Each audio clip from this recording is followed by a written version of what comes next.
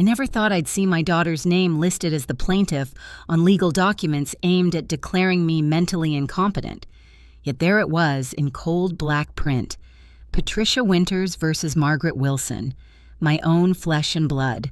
The little girl I had nursed through countless fevers and heartbreaks was now telling the state of Oregon that her 73-year-old mother was no longer capable of managing her own affairs. "Mrs. Wilson, please understand that this isn't personal," said the sleek young man in the charcoal suit who had served me the papers right on my front porch. "Your daughter is concerned about your welfare." I stood perfectly still in the doorway of the colonial home. Robert and I had scrimped and saved for the one where Patricia had taken her first steps, where we'd measured her growing height against the kitchen doorframe. For 45 years, this house had been more than walls and a roof. It was the physical embodiment of our family story. My welfare. I repeated, my voice steadier than I felt. How thoughtful of her. The server shifted uncomfortably. He was too young to recognize the dangerous calm in my tone, the kind that comes after 7 decades of weathering life's storms. I took the papers without another word and closed the door.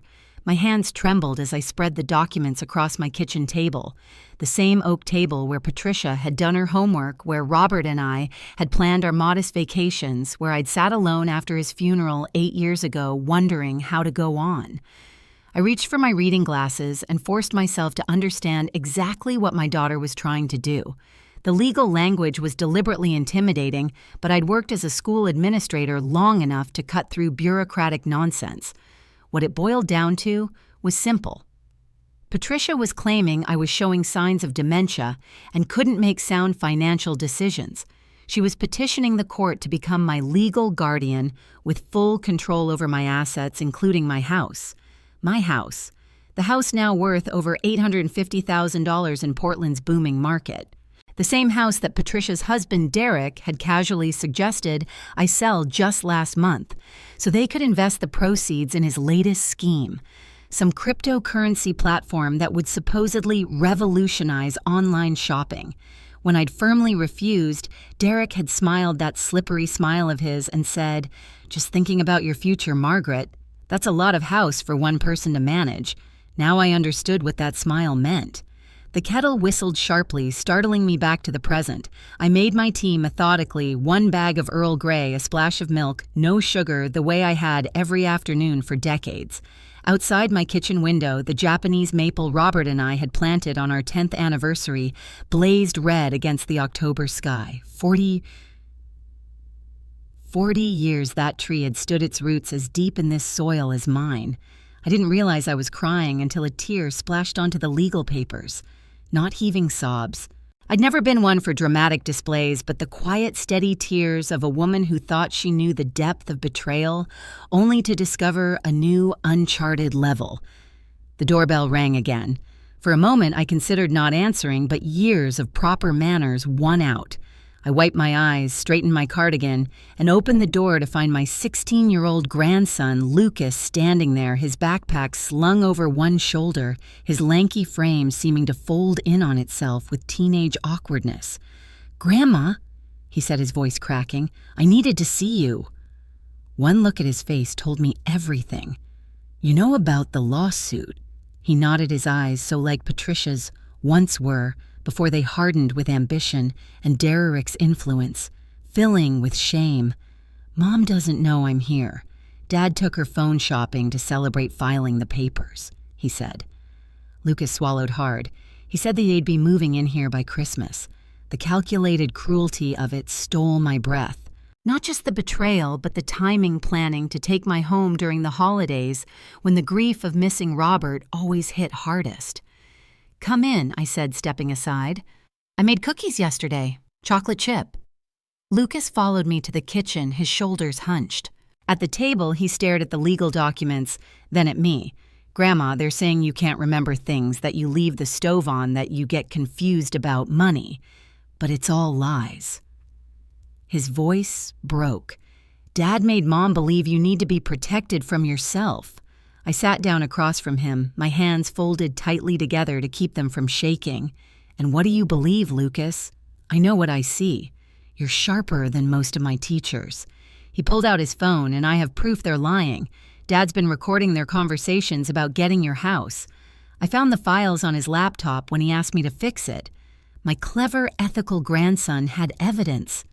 A tiny flame of hope ignited in my chest. "Lucas," I said carefully, "what your parents are doing, it's going to change everything. Are you prepared for that?"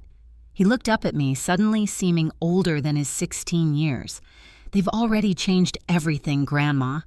Dad's turned Mom into someone I don't recognize anymore. This isn't about protecting you. It's about that stupid investment opportunity he can't shut up about." I reached across the table and took his hand. "Then I think it's time I made a phone call to an old friend." As Lucas bit into a cookie, I walked to the small desk in my living room and pulled out an address book, not digital, but a worn leather book filled with decades of handwritten entries. I ran my finger down to S and found the number I needed. Henry Sullivan, my neighbor for 30 years before he moved to a retirement community last spring. A retired attorney who still had connections throughout Portland's legal community. Looking back at Lucas in my kitchen, this child brave enough to stand against his own parents for what was right. I felt something shift inside me. The shock and hurt were still there, but now joined by something stronger, something with steel at its core. My daughter thought I was a helpless old woman ripe for manipulation. Her husband saw me as nothing but an obstacle to financial gain. They believed I would crumble in the face of their legal maneuvering. They had badly, catastrophically underestimated Margaret Wilson. I picked up the phone and dialed Henry's number. When he answered, I spoke without preamble. "Henry, it's Margaret. I need your help. My daughter is trying to take my house." At that moment, as my oldest friend promised to come over immediately, I made a silent vow. This house, this home, would become the battlefield for the most important fight of my life. And unlike what Patricia and Derek believed, I wasn't going down without a fight. In fact, I was just getting started. Hey there. If you're enjoying this story so far, make sure to hit that subscribe button. I'd love to have you join me for the journey ahead. Trust me, you won't want to miss what happens next in this family betrayal. Henry arrived within the hour, still spry at 78, with his silver hair and trademark bow tie. The moment he sat at my kitchen table and reviewed the papers, his face darkened. "This is outrageous, Margaret. These allegations about your mental capacity are completely fabricated." He looked up, his blue eyes sharp behind his glasses, but they're also dangerous. Courts tend to be cautious with elderly petitioners, sometimes overly so. Lucas sat silently beside me, fidgeting with his phone. "I have the recordings," he said quietly. "Dad talking about using Mom to get control of Grandma's house." Henry's eyebrows shot up. "That could be crucial evidence, son, but also puts you in a difficult position. Are you prepared to testify against your parents if necessary?" The weight of that question hung in the air. My heart broke watching my grandson face such an impossible choice. He was just 16, yet here he was forced to be braver than adults twice his age. "They're not acting like my parents," Lucas finally said. "The mom I knew would never do this." I squeezed his hand. Patricia wasn't always like this. Before Derek, I couldn't finish. Henry nodded grimly. "I've seen this pattern before. Financial manipulators often isolate their marks from family who might see through them." He tapped the papers. "Derek's using your daughter to get to your assets. Classic elder exploitation technique. What do we do?" I asked. "First, we need a specialized attorney, someone who exclusively practices elder law." He pulled out his phone. "Sophia Chen, best in Oregon, tough as nails. She was my mentee before I retired." As Henry made the call, arranging an emergency meeting for the next morning, I glanced around my kitchen. The copper pots hanging above the island that Robert had installed himself. The handprint artwork Patricia had made in second grade still framed by the pantry. The chair where my husband had eaten breakfast every morning for 40 years.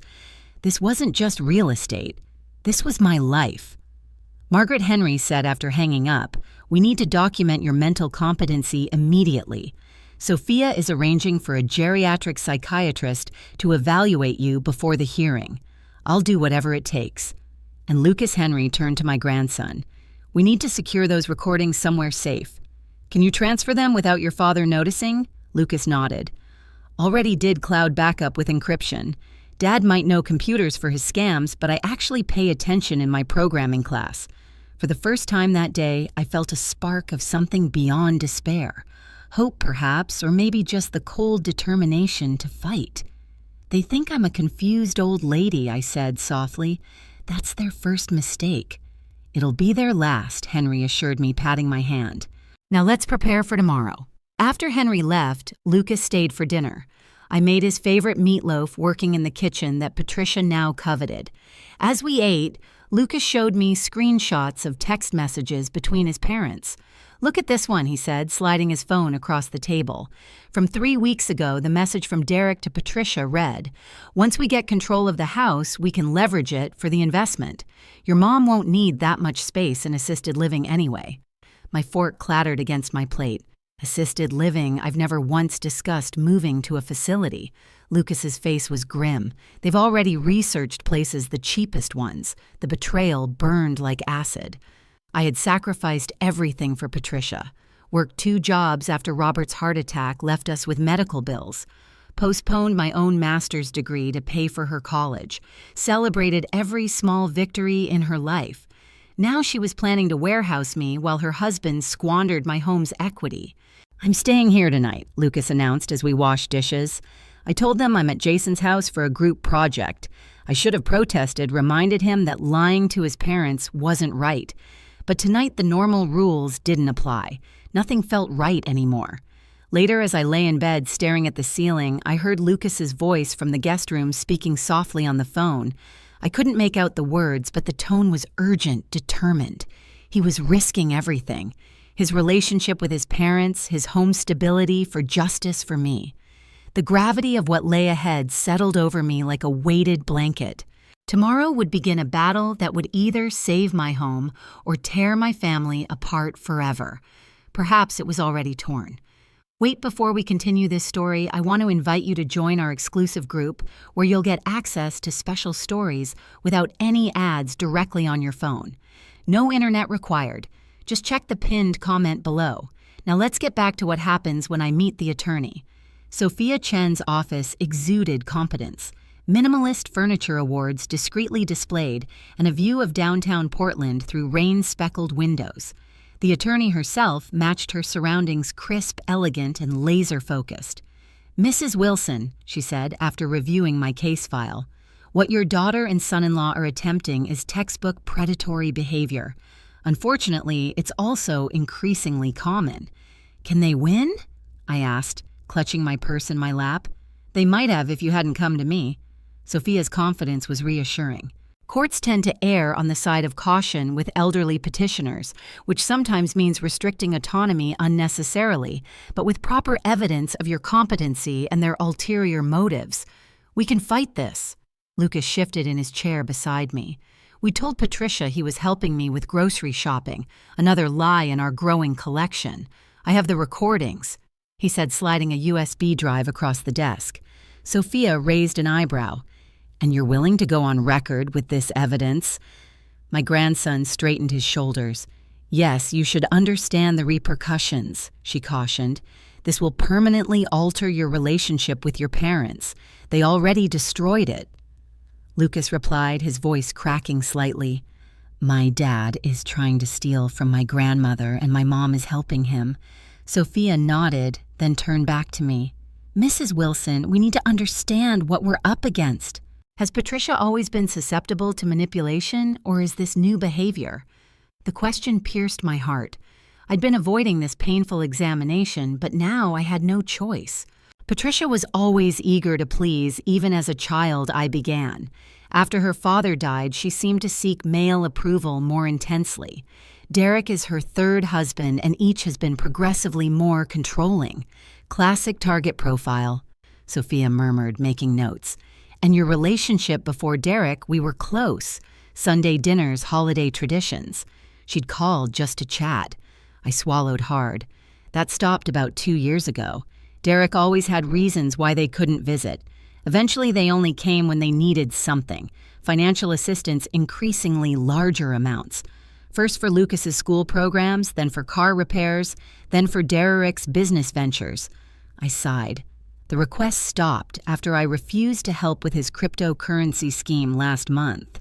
Sophia tapped her pen thoughtfully, and that's when the competency concerns suddenly appeared. Exactly. We have a strong case, Mrs. Wilson, especially with Lucas's evidence. Sophia leaned forward. But I want to discuss another strategy, one that might not just win the case, but help your daughter escape this situation. My heart leapt. You think that's possible? I've seen it before. The court battle becomes the wake-up call. She spread several documents before me. We'll petition not just to dismiss their case, but to have the court recognize Derek's coercive control over Patricia. We'll request financial protection for both you and potentially her. For the first time since receiving those dreadful papers, I felt a flicker of hope, not just for my house, but for my daughter. As we finalized our strategy, my phone buzzed with a text from Patricia just checking in. "Are you taking your medications properly?" The supposedly concerned message, clearly meant to establish a record of my alleged forgetfulness, made my blood boil. I showed it to Sophia. "Perfect," she said with a grim smile. "Keep those coming. They're digging their own grave." As we left the office, Lucas walking protectively beside me, I noticed a young woman working at her computer in the reception area. She couldn't be more than 20 with bright blue hair and a compassionate smile. "That's my granddaughter, Zoe Sophia," explained following my gaze. "Pre-law student working part-time here. She specializes in our social media outreach for elder rights education." Zoe waved. "Grandma's taught me everything about protecting seniors from financial exploitation. It's literally epidemic level in America right now." Looking at this bright young woman standing firmly in her grandmother's corner, I felt a pang of what might have been with Patricia. But I also realized something important. There were still young people who valued their elders, who recognized our worth beyond material assets. "The court date is in 3 weeks, Sophia reminded me as we left. "Until then, document everything. And Margaret, stay strong. You're not just fighting for your house. You're fighting for every elderly parent being taken advantage of." I'm sharing this difficult part of my journey from Portland, Oregon, and I'm 73 years old. If you're watching this and can relate to my story, please drop a comment telling me where you're from and your age. And if you're finding value in this series, don't forget to hit that like button. Your support means everything during this challenging time. The next morning, the doorbell rang promptly at 9. Dr. Elaine Morales, the geriatric psychiatrist Sophia had arranged, stood on my porch with a leather briefcase and a kind smile. "Mrs. Wilson, I'm here to conduct your cognitive assessment," she explained as I invited her in. "This will be thorough, approximately 3 hours of various tests and evaluations." I led her to the dining room, where I'd prepared coffee and set out a neat stack of my financial records, household bills, and medical documents, all meticulously organized and up to date. Dr. Morales raised an eyebrow. "You've come prepared. I was a school administrator for 30 years. Doctor organization is second nature." She smiled. "That's already telling." The evaluation was exhaustive. Memory tests where I had to recall lists of words and repeat them backward. Problem-solving exercises involving pattern recognition. Questions about current events, history, and practical matters like how I managed my medications and finances. "Tell me about your daily routine," Dr. Morales requested. I described my morning walks, my volunteer work at the library twice weekly, my book club meetings, and the online course in digital photography I was taking through Portland Community College, and your financial management. I showed her my perfectly balanced checkbook, my investment portfolio statements, and the spreadsheet where I tracked every expense. I explained how I'd refinanced the mortgage 5 years ago to a better rate, paid off the remaining balance with part of Robert's life insurance, and now owned the house free and clear. "Mrs. Wilson," Dr. Morales said after 3 hours of assessment, "I've conducted thousands of these evaluations. Your cognitive function is not only normal for your age, it's exceptional. Your executive functioning and memory scores are comparable to those of many of my patients in their 50s. Relief washed over me. "So you'll testify to that effect?" "Absolutely. In fact, I'll state in my report that any claim of cognitive impairment appears completely unfounded and potentially malicious." She closed her briefcase. May I ask, do you have any idea why your daughter would make these claims? My son-in-law wants my house, I said simply. And he's convinced Patricia I'm no longer capable of managing it. Dr. Morales' expression hardened. Unfortunately, I see this scenario with increasing frequency. Adult children exploiting elderly parents for financial gain. She handed me her card. If you need anything else before the hearing, call me directly. After she left, I sat in my kitchen, staring at the business card. The validation felt bittersweet while I was relieved to have expert confirmation of my competence. The fact that I needed it at all to defend myself against my own daughter was heartbreaking. My phone rang. Patricia. I took a deep breath before answering. Hello, dear Mom. I'm stopping by in an hour to take you to lunch, she announced, her tone artificially bright. There's a new restaurant downtown I think you'll love. This sudden invitation after weeks of minimal contact was suspicious. Patricia hadn't taken me to lunch since before filing the lawsuit. That sounds lovely, I said, matching her false cheerfulness.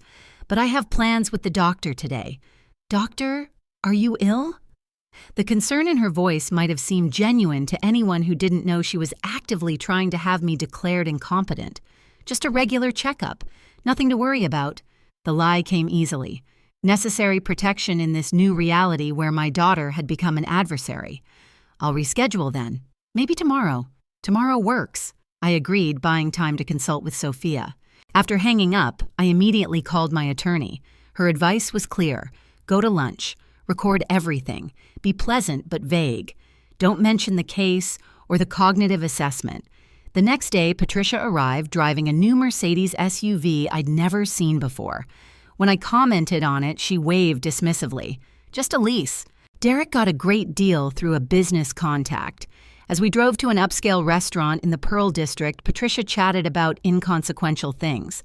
The weather, a movie she'd seen, Lucas's school activities.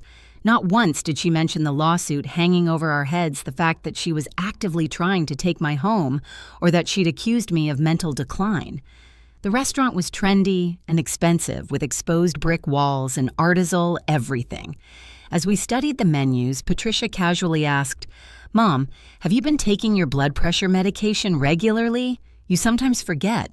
I had never been prescribed blood pressure medication. I don't have high blood pressure, Patricia, I replied calmly. Though my heart was racing, my last physical showed perfect readings just like the 20 before it. She blinked rapidly. Oh, I must be thinking of Aunt Helen then. My sister Helen had died 3 years ago from cancer. She'd never had hypertension either. Throughout lunch, Patricia peppered me with similar questions, each designed to elicit confused responses or memory lapses. Remember when we got lost in Seattle last summer?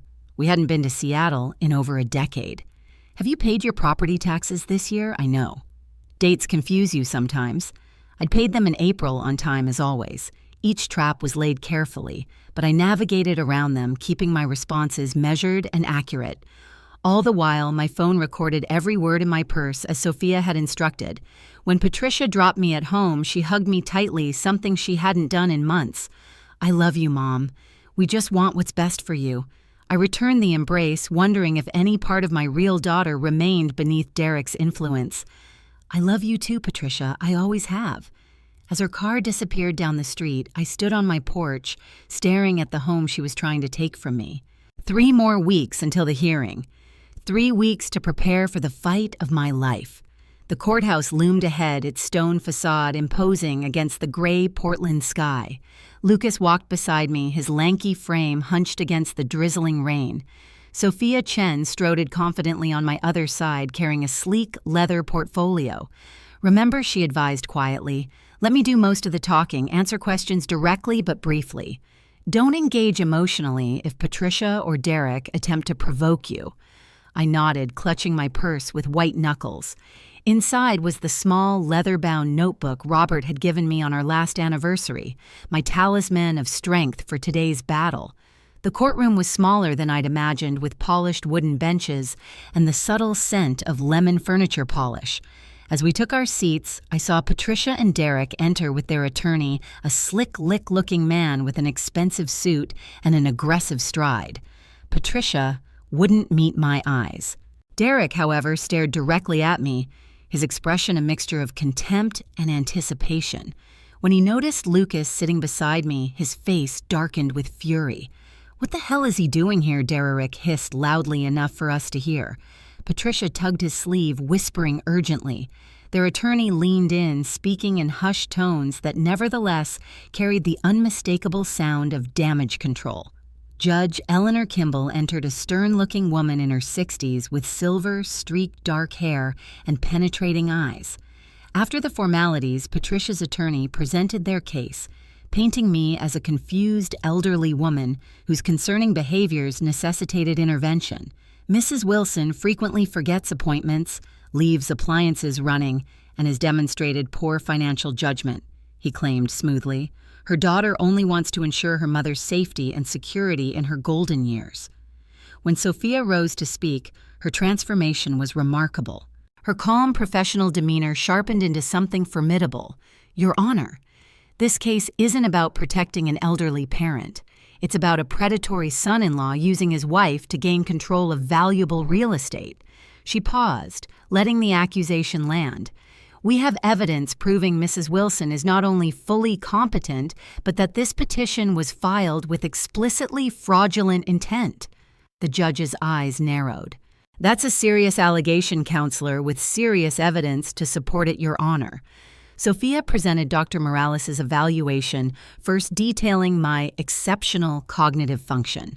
She then submitted my financial records showing meticulous management, but the bombshell came when she introduced Lucas's recordings. "Your Honor, we have audio evidence of the petitioners discussing their true intentions regarding Mrs. Wilson's property." Derrick's attorney jumped to his feet. "Objection.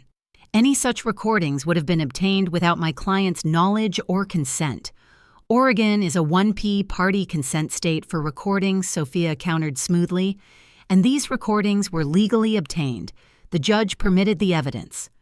As Derrick's voice filled the courtroom, "Once we get control of the old lady's house, we can cash out and finally fund the business." Patricia seemed to physically shrink in her seat. Another recording played. Derrick coaching Patricia on what symptoms to report to the court. When Lucas was called to testify, my heart nearly stopped. My 16-year-old grandson walked to the witness stand, shoulders back, facing not only the judge but his parents. Lucas Sophia began gently, "Can you tell the court why you decided to record these conversations?" Lucas's voice trembled slightly but held firm. "About 3 months ago, I overheard my dad telling my mom that my grandmother's house was their ticket out of debt. When I asked what he meant, he said Grandma was getting too old to live alone and they were helping her transition to assisted living. Did you believe this was true?" "No." Lucas looked directly at his mother, who was now silently crying. "I spend more time with Grandma than they do. She's completely independent. She helps me with my calculus homework." Derrick's attorney cross-examined aggressively, suggesting Lucas was manipulated by me, that he was a troubled teen seeking attention. But Lucas remained composed, answering truthfully about his parents' escalating financial problems and Derrick's desperate search for investment capital. When it was my turn to testify, I felt a strange calm. Decades of handling school board meetings and difficult parent conferences had prepared me for this moment. Mrs. Wilson, the judge, asked directly, "Do you understand why we're here today?" "Yes, Your Honor. My daughter and son-in-law want control of my house, which is worth approximately $850,000 in the current market. Since I refuse to sell it to fund my son-in-law's business venture, they're attempting to have me declared incompetent." Mrs. Wilson, Derrick's attorney, began his cross-examination with a condescending smile. "Isn't it true that you've been increasingly forgetful in recent months, perhaps misplacing items or forgetting conversations?" "No more than anyone occasionally does," I replied evenly. "I've never forgotten anything significant, and I certainly haven't forgotten that my son-in-law asked me to sell my home 3 times in the past year." A few spectators in the courtroom chuckled. The attorney's smile tightened. "Your daughter reports finding the stove left on during a visit in March. Do you recall that incident?" "I recall Patricia claiming she found the stove on Yes. Curiously, that claim came the day after I declined to give Derrick $30,000 for his investment scheme." I met the judge's eyes. I've cooked on that stove for 45 years without incident." He switched tactics. "Mrs. Wilson, managing a large home alone at your age can be challenging. Wouldn't you agree that downsizing might be sensible? If and when I decide to downsize, counselor, it will be my decision, and the proceeds will go to my retirement, not to cryptocurrency speculation." After several more failed attempts to rattle me, the attorney retreated. Judge Kimball called a brief recess before closing arguments. In the hallway, I noticed Patricia standing alone by a window, arms wrapped around herself. Against Sophia's cautionary glance, I approached my daughter. "Patricia," I said softly. She turned her face a mask of conflicting emotions. "Mom, I'm Mrs. Wilson." Derek interrupted, suddenly appearing beside Patricia. "Our attorney advises against communication during recess." Patricia fell silent, but not before I glimpsed something in her eyes. Doubt, perhaps, or shame. Sophia delivered a powerful, closing argument, systematically dismantling the false narrative of my supposed incompetence while highlighting the documented evidence of Derek's financial motives. She ended with a surprising request. "Your Honor, we ask not only that this petition be dismissed, but that the court consider whether Mrs. Winters herself may be subject to undue influence and financial coercion from her husband. The evidence suggests a pattern of isolation and manipulation that extends beyond Mrs. Wilson to her daughter." Derek's attorney objected vehemently, but the damage was done. Judge Kamel was already studying Patricia with new interest. When the judge delivered her ruling, her words were measured but firm. "Based on the overwhelming evidence presented, I find no basis whatsoever for declaring Margaret Wilson incompetent. This petition is dismissed." She paused, looking directly at Derek. "Furthermore, I am referring this case to the district attorney for potential investigation into elder exploitation. Mr. Winters attempting to use the courts to gain control of your mother-in-law's assets through false claims is a serious matter." Relief flooded through me. I'd won. My home was safe. But looking at Patricia's devastated face, I wondered at what cost. As we prepared to leave, Lucas asked quietly, "Can I come stay with you for a while, Grandma? I don't think I can go home with them right now." Before I could answer, Patricia approached us, her expression stricken. "Lucas, please, you lied about Grandma." He cut her off, voice shaking. "You tried to take her house. How could you do that?" Derek grabbed Patricia's arm. "We're leaving now." Judge Kimball, who had been speaking with her clerk nearby, turned sharply. "Mr. Winters, I advise you to moderate your tone and behavior. You're still in my courthouse." Derek's face contorted with barely controlled rage, but he released Patricia's arm and stalked toward the exit. "Lucas can stay with me," I told Patricia gently, "just until things settle." She nodded mutely, tears streaming down her face. As she turned to follow Derek, Sophia stepped forward. "Mrs. Winters," she said, offering a business card, "when you're ready to talk about options, call this number. Help is available." Patricia stared at the card for a long moment before slowly taking it and slipping it into her pocket. Outside the courthouse, rain had given way to weak sunshine. Lucas walked beside me toward Henry's car where our friend waited to drive us home. "We did it, Grandma," Lucas said, attempting a smile that didn't quite reach his eyes. "We won." I squeezed his hand. "We protected what needed protecting," I corrected gently. "But this isn't over, Lucas. Your mother is still your mother." That evening, as Lucas settled into the guest room that was fast becoming his own, I sat alone in my living room, surrounded by decades of memories. The victory felt hollow. I'd kept my house, but potentially lost my daughter in the process. My phone chimed with a text message. "Unknown number. Mom. It's me on new phone Derek doesn't know about. Can we talk tomorrow?" Alone. Hope, fragile as a bird's wing, fluttered in my chest. If you've been following my journey and found strength in my story, please share it with someone who might need to hear it too.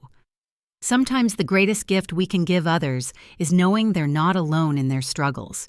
Don't forget to subscribe so you don't miss what happens next. This story is far from over.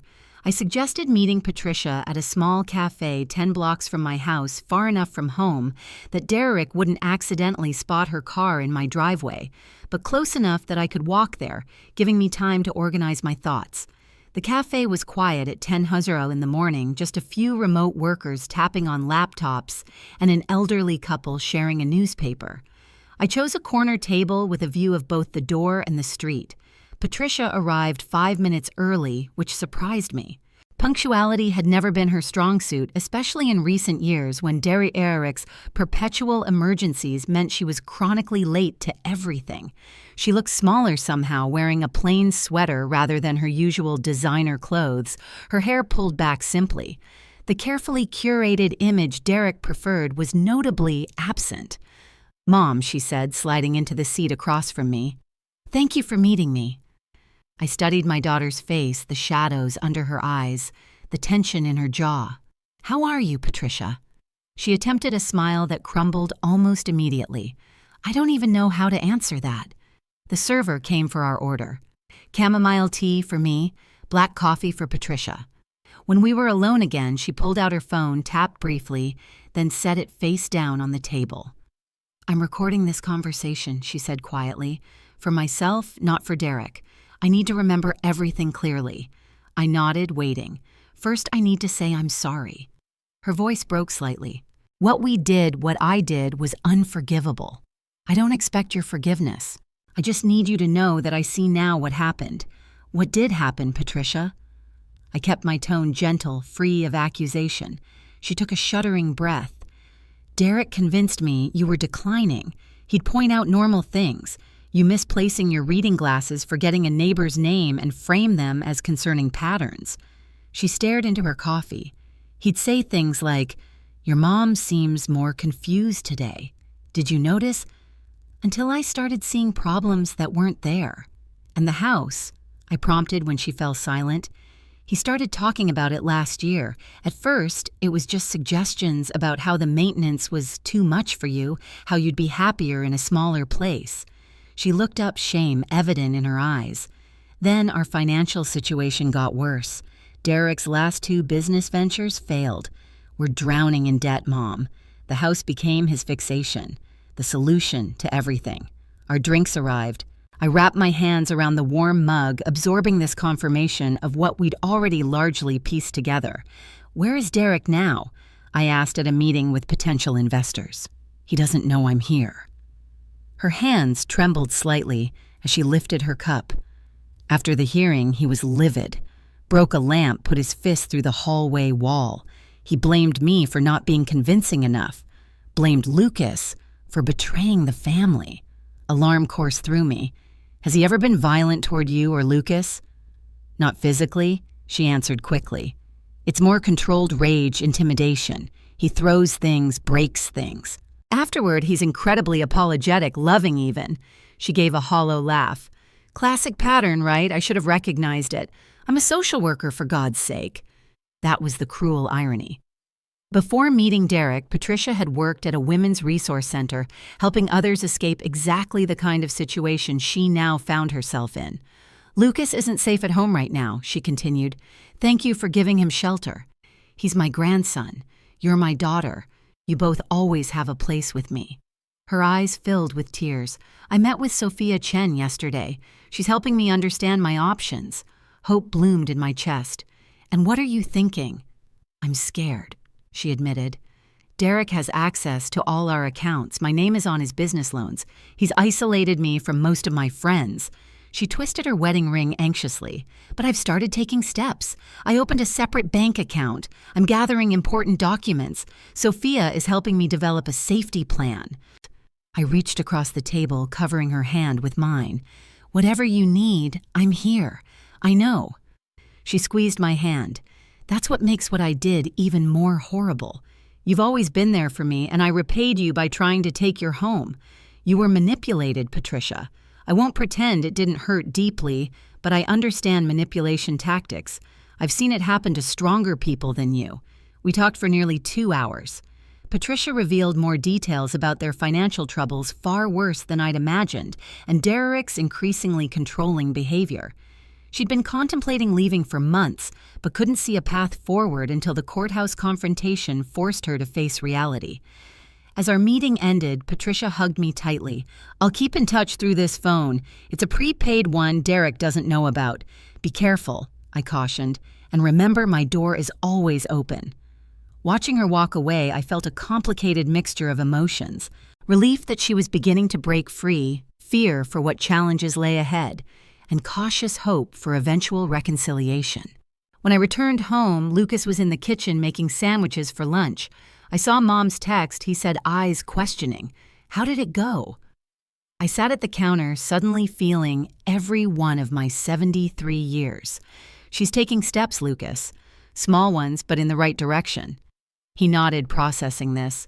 Is she going to leave him? I think so, but these things take time and they need to be done carefully. Can I see her? She'd like that. We'll arrange something safe. As we ate lunch, I realized this was just the beginning of a new chapter for our fractured family, one that would require patience, courage, and faith in each other. If this story resonates with you, please share it with someone who might need to hear it. Remember to subscribe so you don't miss what happens next in our journey of healing and rebuilding. Your support means everything during this challenging time. 2 weeks after my cafe meeting with Patricia, I received a call from Sophia Chen. Margaret, are you sitting down? Her typically composed voice carried an unusual urgency. I am now, I said, settling into my armchair. What's happened? Dererick found Patricia's prepaid phone and the documents she'd been gathering. There was a confrontation. She's okay physically, but she left the house with just her purse. Sophia paused. She's at my office now. She's asking if she can come stay with you. My heart raced. Of course she can. Tell her to come immediately. There's more. Sophia continued. Dererick made threats about ruining both of you. He specifically mentioned the house again and something about cashing in his insurance policy. We've already filed for an emergency restraining order, but I'm concerned about his state of mind. After arranging for Patricia to be driven to my home by Sophia's assistant, I called Henry to update him. Then I spoke with Lucas, who had been staying with me since the court hearing. Mom's coming here. His expression was a complex mix of relief and apprehension. For good, for now, I answered carefully. This is going to be a difficult transition for everyone, Lucas. Your mother is leaving everything behind. He nodded solemnly. I'll clean up the guest room for her. An hour later, Patricia arrived carrying only a small overnight bag. Her face was pale, her eyes red, rimmed. When Lucas opened the door, she froze momentarily before pulling him into a fierce hug. I'm so sorry, she whispered into his hair. For everything. Over tea at the kitchen table, Patricia explained what had happened. Dererick had become increasingly erratic since the court hearing, obsessively tracking her movements and monitoring her phone. When he discovered her hidden preparations to leave, his fury had been terrifying. He kept saying I'd betrayed him, that after everything he'd done for me, this was how I repaid him. She stared into her mug. Then he said, if I thought I could take his son and walk away, I had another thing coming. That's when I grabbed my purse and ran. Did he follow you? I asked. She shook her head. I don't think so. I took a rideshare to Sophia's office directly. We need to call the police. Lucas insisted. Sophia's handling the legal aspects, Patricia explained. The restraining order should be processed by morning. Derek won't risk his business reputation by violating a court order. I wasn't so sure. Men like Derek, when cornered, often became unpredictable. I made a mental note to ask Henry about additional security measures. That evening, as I prepared dinner, the three of us together in my kitchen for the first time in years, the weight of our situation settled over me. My home, which Derek had so desperately wanted to take from me, had now become a sanctuary for his wife and son. The irony wasn't lost on me. Patricia insisted on helping with dinner, though her cooking skills had always been minimal. As she awkwardly chopped vegetables beside me, I glimpsed the daughter. I remembered before the distance grew between us. I'd forgotten how to do the simplest thing, she admitted, looking down at her uneven carrot slices. You haven't forgotten, I assured her. You just need practice. Later, after Lucas had gone to bed, Patricia and I sat in the living room with cups of herbal tea. The house creaked and settled around us, familiar sounds that had comforted me for decades. I keep thinking about what would have happened if we'd won that court case, Patricia said quietly. If we'd taken your house. Let's not dwell on what didn't happen, but I kneed to her hands tightened around her mug. Derek had already talked to a real estate agent about selling as soon as we got control. He said we'd move you into Pinewood Acres. I knew the place, a rundown assisted living facility on the outskirts of town, notorious for its minimal care and maximal fees. You would have lost your home, she continued, and I would have remained trapped in that marriage, believing his lies about taking care of you. Her voice broke. Lucas was the only one brave enough to stand up for the truth. You're standing up now, I reminded her. That takes courage, too. The next morning, I awoke to the sound of movement in the kitchen. Wrapping my robe around me, I found Patricia making breakfast, slightly burnt toast and over-steeped tea, but the effort touched me deeply. I thought I'd try to remember how to cook something, she explained with a self-conscious smile. It's not great, it's perfect, I assured her, accepting the plate. As we ate, my phone rang. Henry's name flashed on the screen. Margaret, he said without preamble. I just drove by your house on my way to my doctor's appointment. Derek's car is parked a block away. He's watching your place. A chill ran through me. Are you sure it's him? Positive? I recognized the black Audi. He ducked down when he saw me drive past, but it was definitely Derek. I thanked Henry and hung up, explaining the situation to Patricia. Her face drained of color. He's not supposed to be anywhere near us, she whispered. The restraining order hasn't been served yet, I realized. Sophia said morning. It's only 7:30. We decided to call the police. While waiting for their arrival, I closed all the blinds and made sure the doors were locked. Lucas, now awake and alerted to the situation, kept glancing anxiously out the front window. He's still out there, he reported, just sitting in his car. When 2 police officers finally arrived, Derek's car was gone. They took our statement and promised to patrol the area regularly, but without the restraining order officially served, their options were limited. We'll call if he returns, I assured them, and the order should be served today. After they left, Patricia's phone chimed with a text message. She checked it, then dropped the phone as if it had burned her. What is it? I asked. She turned the screen toward me, her hand trembling. The message was from Derek. You can hide in Mommy's house for now, but remember, I always collect what I'm owed. Always.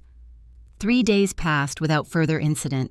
The restraining order was officially served, barring Derek from coming within 500 feet of Patricia Lucas or my home. Sophia arranged for Patricia to access an emergency fund for domestic violence survivors, giving her some immediate financial independence. We settled into an uneasy routine. Lucas attended school, though I drove him rather than letting him take the bus, unwilling to risk Derek approaching him. Patricia began speaking with a therapist specializing in emotional abuse sessions that often left her drained but resolute. I watched my daughter slowly reclaiming herself. Small things at first, like preparing meals without anxiously checking her phone every few minutes, or laughing genuinely at something Lucas said without immediately glancing around as if fearing reprimand. On Thursday afternoon, as Patricia and I were sorting through some of her childhood photographs, I'd preserved my home phone rang. Mrs. Wilson. An unfamiliar female voice spoke. This is Zoe Chen, Sophia's granddaughter, from the law office. Yes, Zoe. Is everything all right? Not exactly. Her voice lowered. I was organizing case files when I overheard something concerning. A man came to see another attorney in our building. He was asking about property liens and how quickly they could be processed without the homeowner's knowledge. I felt a prickle of unease. And you think this man was Derek? I'm certain it was. I recognized him from your court hearing. Zoe hesitated. Grandma's in court today, but I thought you should know immediately. After thanking her, I called Henry, who confirmed my suspicions. Derek was likely trying to file a fraudulent lien against my house, claiming I owed him money. While the attempt would ultimately fail, it could create a legal headache and temporarily cloud my title. I'll call my contact at the county records office, Henry promised. We'll flag your property to prevent any surprise filings. That evening, I explained the situation to Patricia and Lucas over dinner. Patricia pushed her food around her plate, eyes downcast. This is all my fault, she murmured. I brought him into our lives. You are not responsible for his actions, I said firmly. The person who behaves abusively is always responsible for their choices. Lucas, who had been unusually quiet, suddenly spoke up. There's something you both should know. He pulled out his phone. "Dad's been emailing me trying to get me to come home. He says he's filing for full custody once the divorce happens." Patricia gasped. "He can't do that. Not after everything. He's threatening to use the recordings against you, Mom." Lucas continued. "Says he'll tell the court you were complicit in elder financial abuse and are an unfit parent." The cruel calculation of it using a child's evidence meant to protect his grandmother as a weapon against his mother left me speechless with anger. "He won't succeed," I finally said. "Those recordings clearly show he was the driving force. You were under duress." Patricia reached for her son's hand. "Lucas, I'm so sorry you're caught in the middle of this." "I'm not in the middle," he replied with unexpected firmness. "I'm with you and Grandma. I know what Dad is." Later that night, unable to sleep, I sat in my kitchen reviewing property documents Henry had advised me to gather. The ticking of the wall clock, a wedding gift to Robert and me from my parents, provided a steady rhythm as I worked. A sound from the backyard made me freeze, something metallic like a gate latch clicking. Then footsteps on the garden path. I turned off the kitchen light and moved to the window, peering cautiously through the blinds. A figure was moving toward the back door, tall male dressed in dark clothing. My hand was already reaching for the phone when I heard a key turn in the lock. The back door swung open and Derek stepped into my kitchen. "Margaret," he said with eerie calm, "we need to talk." "How did you get a key?" I demanded, trying to keep my voice steady while calculating the distance to the drawer where I kept a small canister of pepper spray. "Patricia's keychain. I made a copy months ago." He smiled thinly. "Always have a backup plan. You're violating the restraining order. I'm calling the police." I reached for the phone. "Before you do," he said, "you might want to consider your options carefully." Something in his tone made me pause. He reached into his jacket and removed a thick envelope, tossing it onto the table. "What's this insurance?" he replied. "Open it." Inside were dozens of photographs, all of Patricia, all taken without her knowledge. Patricia entering her therapist's office, Patricia talking with Sophia, Patricia and I at the cafe. Interspersed were printouts of bank statements, emails, and what appeared to be medical records. "I've been documenting Patricia's erratic behavior for months," Derek explained smugly, "building a case that she's unstable, vindictive, possibly even dangerous. If she pursues divorce or full custody, these go to the court. Her employer, her friends, everyone." Cold fury rose within me. "This is blackmail. This is negotiation." He leaned forward. "All I want is what I'm owed. Patricia promised to support my business ventures. Your house represents the capital I need. So this was never about my alleged incompetence. I said it was always about money business. He corrected family business, which you're now disrupting. Get out of my house." He made no move to leave. "Here's what's going to happen. You're going to tell Patricia and Lucas to come home where they belong. Then you're going to sell this house and provide the investment capital I need. In exchange, I won't destroy your daughter's reputation and career." Rage and fear battled within me, but decades of handling school crises had taught me to maintain outward calm in the most chaotic situations. I needed to think strategically, and if I refuse, Eric's expression hardened. Then Patricia loses everything. Her son, her career, her reputation. I've got testimonials from concerned friends about her drinking problem. She doesn't have a drinking problem. The court won't know that. He tapped the envelope. Documentation is very persuasive. As he spoke, I noticed movement in the hallway behind him. Lucas, wide-eyed phone in hand, recording everything. Our eyes met briefly before he ducked back out of sight. I needed to keep Derek talking. "How exactly would this arrangement work?" I asked, forcing my voice to sound considering rather than appalled. Derek, sensing victory, began outlining his demands in greater detail, unaware that every word was being captured as evidence of extortion and violation of the restraining order. Behind him, I glimpsed Lucas silently retreating upstairs, presumably to wake Patricia and call the police. All I needed to do was keep Derek distracted until help arrived. "You seem to have thought of everything," I said, my tone deliberately ambiguous. Derek smiled, mistaking my statement for capitulation. "I always do, Margaret. That's why I always win." Not this time, I thought, as distant sirens began to wail in the night. Derek's head snapped toward the window as the sirens grew louder. "What did you do?" he demanded, his smug composure fracturing. "I didn't do anything," I replied calmly. "But it appears my grandson did." Rage contorted his features. He lunged for the envelope of evidence, but I was faster, snatching it away and backing toward the hallway. "You think this changes anything?" Derek snarled. "I have copies of everything. You can't stop me." "Actually, we can," came Patricia's voice from the stairs. She stood there in her nightgown, phone in hand, Lucas beside her. "The police are 2 minutes out, Derek, and we've just emailed them the video of you breaking into my mother's house and attempting to blackmail her."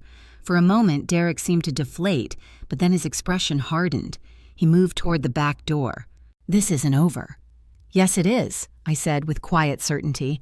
As he yanked open the door to flee, he found himself face to face with 2 police officers, their flashlights illuminating his startled face. "Derek Winters," one officer asked, "you're under arrest for violation of a restraining order, breaking and entering, and attempted extortion." What followed seemed to unfold in slow motion. Derek being handcuffed and read his rights. Our statements taken in my living room, the envelope of evidence being bagged as proof of his harassment campaign.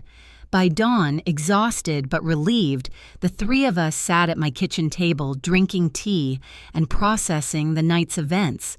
He kept such careful records of his own crimes. Patricia marveled, shaking her head. "All those photos and fabricated testimonials, they're not evidence against me. They're proof of his stalking and harassment. Narcissists often document their activities." I said, "They're so convinced of their own cleverness that they create roadmaps of their misconduct." Lucas, who had been quiet, suddenly looked up. "Do you think he'll go to jail?" Patricia rested her hand on his. "I don't know, honey. But he won't be coming home, and he won't be making decisions for our family anymore." "When our family," I repeated softly, feeling the weight and hope in those 2 simple words. In the weeks that followed, our lives began to transform. With Derek in custody and denied bail due to the severity of his threats, we could finally breathe. Patricia filed for divorce with Sophia's help, citing emotional abuse and coercion. The evidence from that night made the process remarkably straightforward. Lucas, freed from walking on eggshells in his own home, seemed to grow taller overnight. His grades improved, and he rejoined the school's robotics team, an activity Derek had dismissed as useless. Patricia faced the hardest journey. Years of gaslighting and emotional manipulation had left deep wounds. Some days were better than others. There were mornings when self-doubt paralyzed her, when Derek's voice in her head told her she was worthless without him.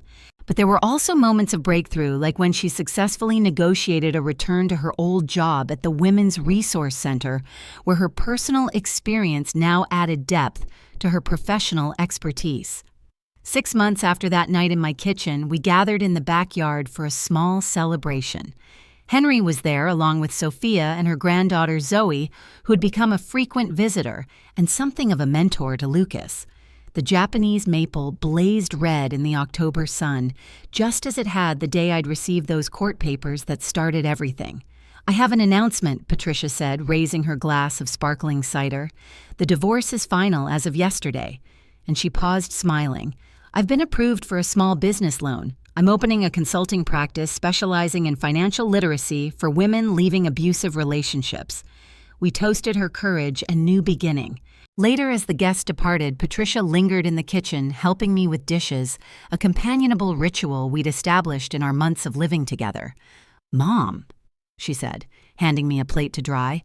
"I've been looking at apartments." My heart sank a little. Though I knew this day would come, the thought of my kitchen without Patricia and Lucas brought an unexpected pang. "There's a 2-bedroom near my new office," she continued. "But before I commit—" She hesitated. "Lucas has made it clear he wants to stay here with you through his senior year. He loves the stability, and with college applications coming up, he's always welcome," I assured her. "This is his home, too." Patricia nodded, then added, "I was thinking, what if I didn't move out completely? What if I kept my room here, stayed some nights when work runs late, had my own place, but remained connected to this?" She gestured vaguely, encompassing the kitchen, the house, our reconstituted family. A foot in both worlds, I suggested independence and connection. "Exactly." Her eyes welled with tears. "Is that possible?" We get to decide what's possible now, I told her, wrapping an arm around her shoulders. That's what freedom means. Later that evening, I sat alone on my porch swing, watching the sunset paint the sky in vibrant oranges and pinks. The house behind me stood solid and welcoming, just as it had for 45 years. Not just walls and a roof, but the heart of a family that had nearly been destroyed, yet somehow found its way back to love and trust.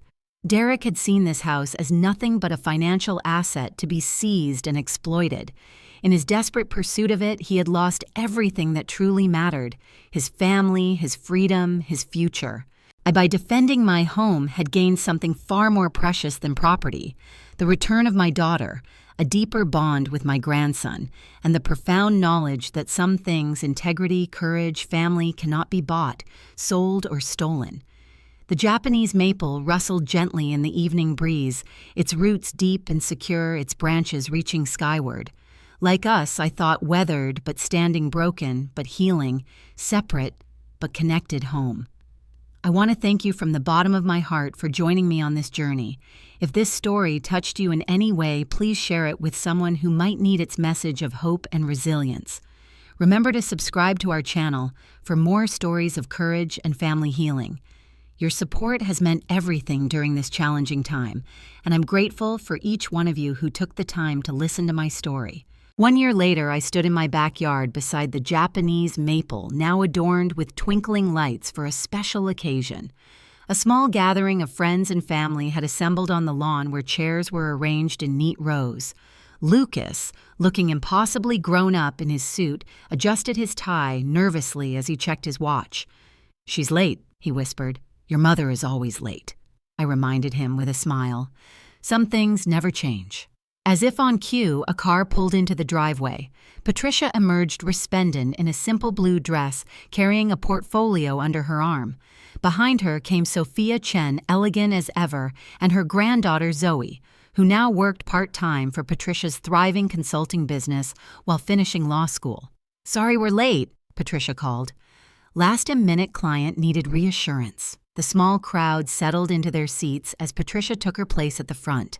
Today marked the official launch of the Wilson Family Foundation, our joint venture dedicated to providing financial education and housing assistance to survivors of economic abuse. 1 year ago, Patricia began, her voice clear and confident. "I was trapped in a marriage where money was used as a weapon against me. My husband attempted to take my mother's home through legal manipulation. He nearly destroyed our family in his pursuit of profit." She paused, making eye contact with several women in the audience, clients of hers who had come to witness this moment. "Today, we are transforming that painful experience into purpose. The Wilson Family Foundation will help women secure safe housing, understand their financial rights, and rebuild their economic independence." As she outlined the foundation's programs, I felt a profound sense of rightness. The house that Derek had tried so desperately to take from me was now headquarters for an organization that would help countless women protect their own homes and financial security. Lucas, now a freshman at Portland State studying computer science and business, had designed our website and database. Patricia, rediscovering her professional passion, ran day-to-day operations. I served as board chair, bringing decades of administrative experience to our governance. After the ceremony, as guests mingled in the backyard enjoying refreshments, Henry approached me with a newspaper in hand. "Thought you might want to see this," he said, pointing to a small article. "Derek's sentencing was finalized yesterday." I scanned the brief report. 18 months for the breaking and entering violation of restraining order and attempted extortion, followed by 5 years probation. It seemed both significant and insignificant. Justice served, yet merely a footnote in the story our family was now writing. Later, as sunset painted the sky in familiar hues of orange and pink, I found myself again on the porch swing. Patricia joined me, 2 glasses of iced tea in hand. "Penny for your thoughts," she said, settling beside me. "I was just thinking about houses," I replied, "how they're more than structures. They're vessels for our stories, witnesses to our lives."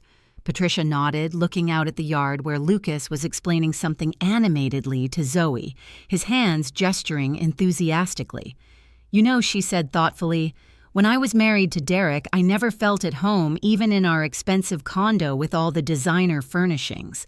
But here, she gestured to the weathered porch, the swing that Robert had hung decades ago, the simple comfort of our surroundings. Here, I always know exactly who I am. We swayed gently in the swing, mother and daughter reconnected, watching the next generation build something new on the foundation we had protected. The house stood behind us, solid and welcoming, not just a structure of wood and stone, but a testament to resilience, to fighting for what matters, to the enduring power of a home built on love rather than possession. In the end, what Derek had failed to understand was the simplest truth of all. A house is made of materials, but a home is made of memories of courage, of choosing each other day after day.